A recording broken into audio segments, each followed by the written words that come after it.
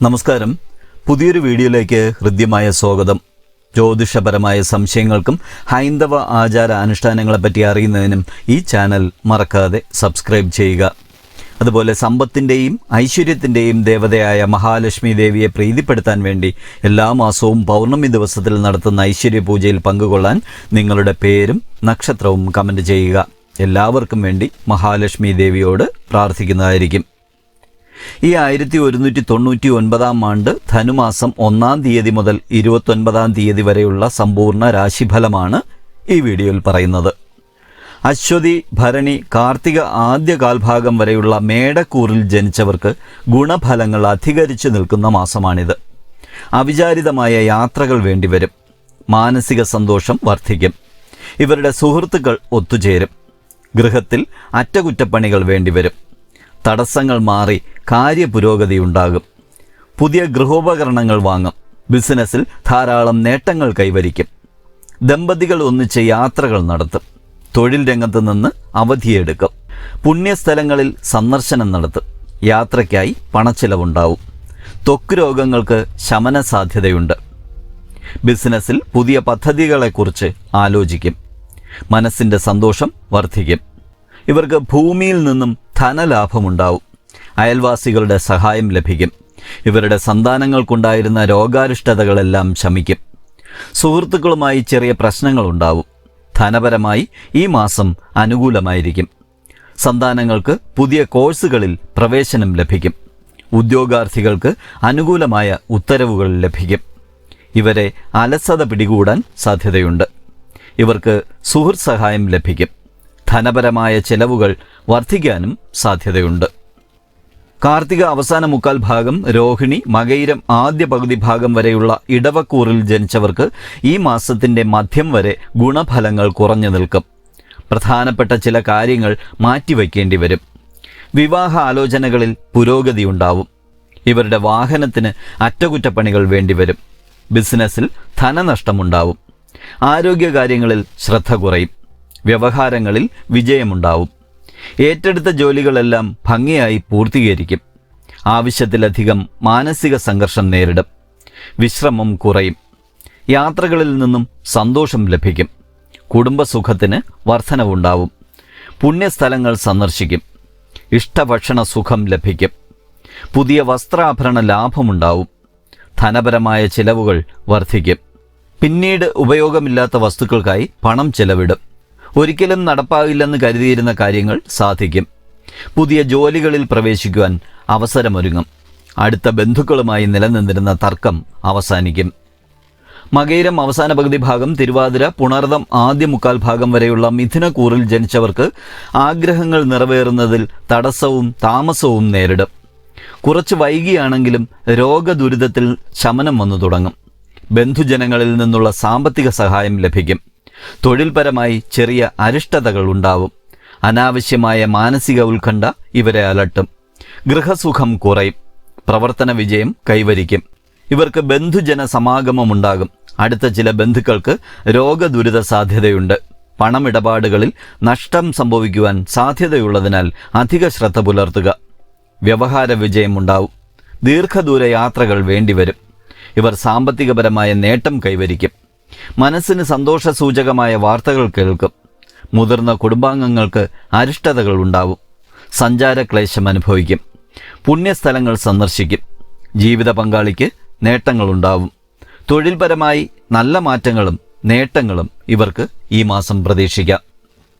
പുണർദം അവസാന കാൽഭാഗം, പൂയം, ആയില്യം വരെയുള്ള കർക്കിടക കൂറിൽ ജനിച്ചവർക്ക് മാനസിക സംഘർഷം അധികരിച്ചു നിൽക്കുന്ന ഒരു മാസമാണിത്. പണമിടപാടുകളിൽ ശ്രദ്ധിക്കുക.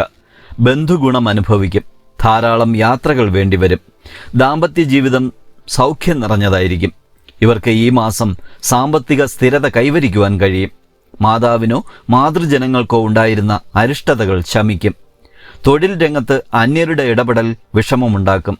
പഠനത്തിലും ജോലിയിലും അലസത വർദ്ധിക്കും. മംഗളകർമ്മങ്ങളിൽ സംബന്ധിക്കും. സഞ്ചാരക്ലേശം മൂലം ക്ഷീണം അനുഭവപ്പെടും. കടബാധ്യതയിൽ നിന്നും മോചനം ലഭിക്കും. പുണ്യസ്ഥലങ്ങൾ സന്ദർശിക്കും. സൽക്കർമ്മങ്ങൾക്കായി പണം ചെലവിടും. ഇവർക്ക് ഭക്ഷണസുഖമുണ്ടാവും. ബിസിനസ്സിൽ നിന്നും സാമ്പത്തിക നേട്ടം കൈവരിക്കും. വാഹനങ്ങൾ കൈകാര്യം ചെയ്യുമ്പോൾ ശ്രദ്ധിക്കുക.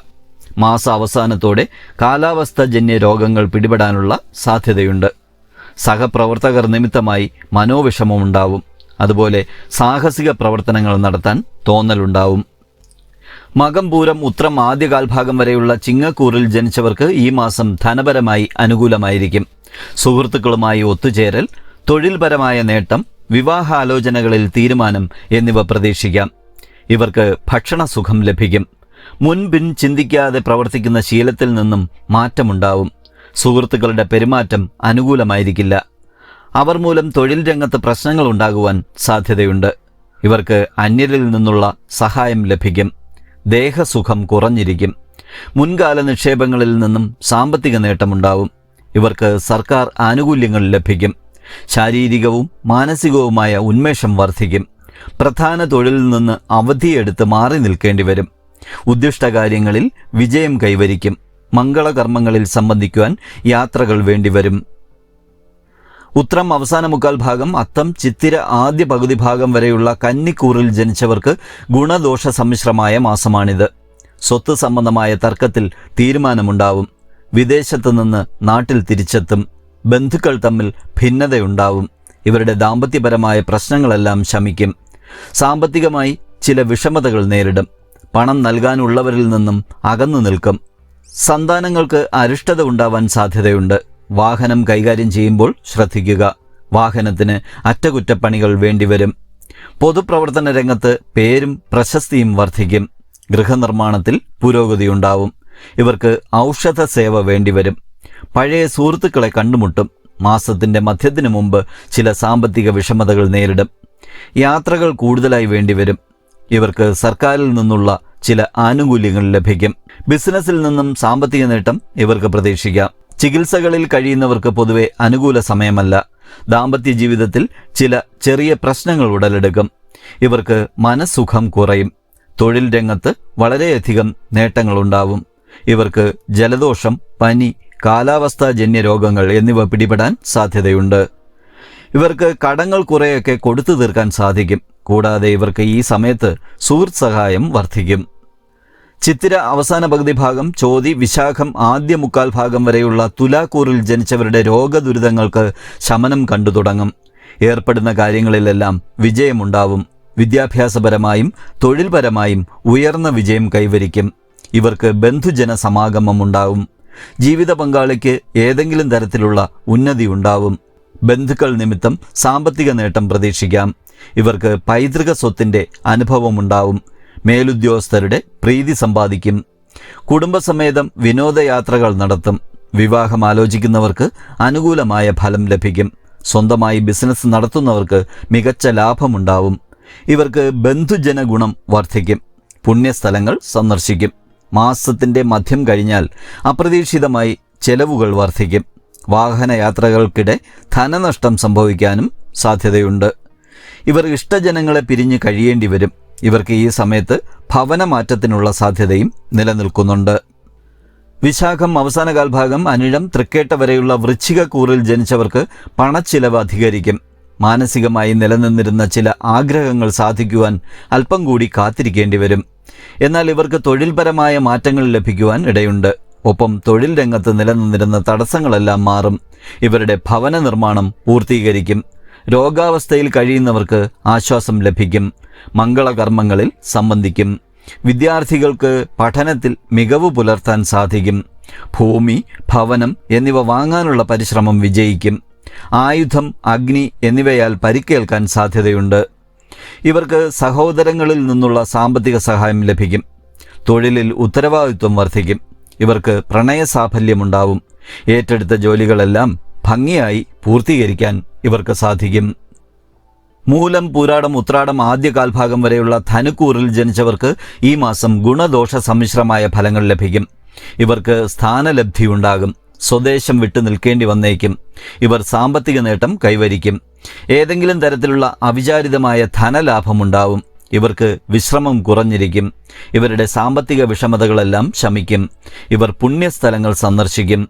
സന്താനങ്ങൾക്കായി പണം ചെലവിടും. ധനപരമായി വളരെയധികം നേട്ടങ്ങളുണ്ടാവും. ഇവർക്ക് മാതൃഗുണം ലഭിക്കും. ജീവിത പങ്കാളി വഴിയും ഇവർക്ക് നേട്ടങ്ങളുണ്ടാവും. കലാരംഗത്ത് പ്രവർത്തിക്കുന്നവർക്ക് മികവുണ്ടാവും. അടുത്ത ബന്ധുക്കളുടെ വിവാഹം നടക്കുകയും അതിൽ സംബന്ധിക്കുകയും ചെയ്യും.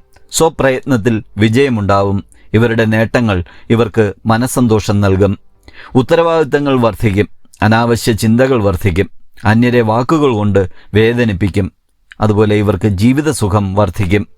എന്നാൽ അവിചാരിത കാരണങ്ങളാൽ നിരാശ അധികരിച്ചു നിൽക്കും. ഉദ്ദേശിക്കുന്ന രീതിയിൽ കാര്യങ്ങൾ സാധിക്കാത്ത അവസ്ഥയുണ്ടാകും. ഇവരുടെ ആരോഗ്യസ്ഥിതി മോശമായിരിക്കും. ഇവർക്ക് മൂത്രാശയ സംബന്ധമായ രോഗങ്ങൾ പിടിപെടാനും ഈ മാസം സാധ്യതയുണ്ട്. ഉത്രാടം അവസാന മുക്കാൽ ഭാഗം, തിരുവോണം, അവിട്ടം ആദ്യ പകുതി ഭാഗം വരെയുള്ള മകരക്കൂറിൽ ജനിച്ചവർക്ക് പ്രതികൂല ഫലങ്ങൾ അധികരിച്ചു നിൽക്കുന്ന കാലമാണ്. സാമ്പത്തികപരമായ വിഷമതകൾ നേരിടും. ഇവർ സന്താന ഗുണം അനുഭവിക്കും. ആരോഗ്യപരമായി ചെറിയ വിഷമതകൾ നേരിടും. ഇവരുടെ തൊഴിൽ രംഗം പുഷ്ടിപ്പെടും. ഇവർ വാഗ്വാദങ്ങളിൽ ഏർപ്പെടും. പ്രേമബന്ധങ്ങളിൽ ചില അസ്വസ്ഥതകൾ ഉണ്ടാവും. ഇവർ പുതിയ വാഹനം വാങ്ങുന്നതിനെക്കുറിച്ച് ആലോചിക്കും.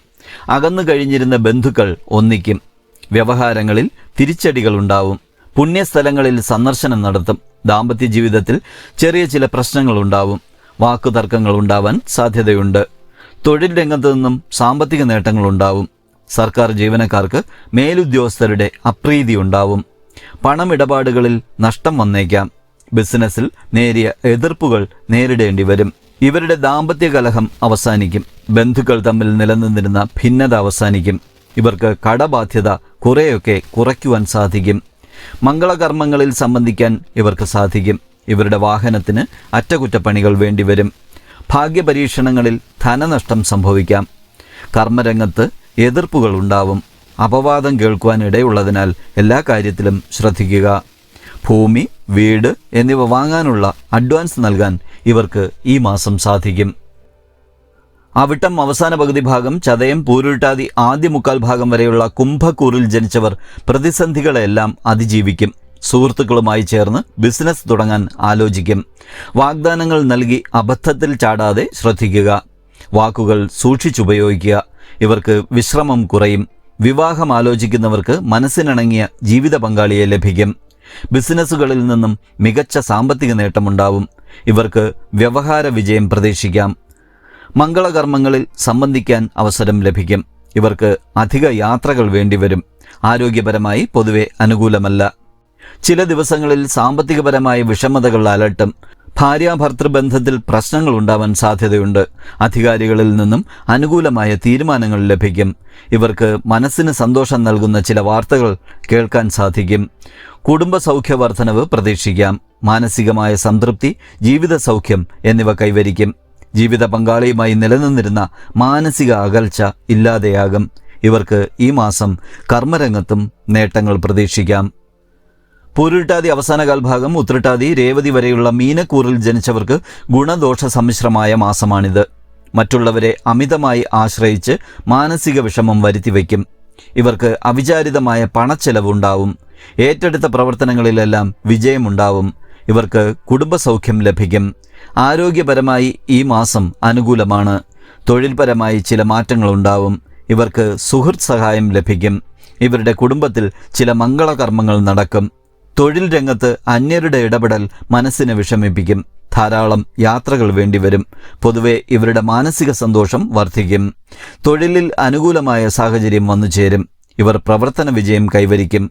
വിദേശത്ത് തൊഴിലിനു വേണ്ടിയുള്ള ശ്രമത്തിൽ അനുകൂലമായ തീരുമാനങ്ങൾ ഉണ്ടാവും. കലാപരമായ നേട്ടങ്ങൾക്ക് സാധ്യതയുള്ള സമയമാണ്. സുഹൃത്തുക്കൾക്കായി പണച്ചെലവുണ്ടാവും. ചില പ്രധാന തീരുമാനങ്ങൾ മാറ്റിവെക്കേണ്ടി വരും. ബന്ധുജനങ്ങളിൽ നിന്ന് ധനസഹായം ഇവർക്ക് പ്രതീക്ഷിക്കാം. കൂടാതെ ഇവർക്ക് തൊഴിലുടമകൾ, മേലധികാരികൾ എന്നിവരിൽ നിന്നും അനുകൂലമായ നടപടികൾ പ്രതീക്ഷിക്കാം. ഈ വീഡിയോ ഇവിടെ പൂർണ്ണമാവുന്നു. മറ്റൊരു വീഡിയോയുമായി വീണ്ടും കാണുന്നവരെ നന്ദി, നമസ്കാരം.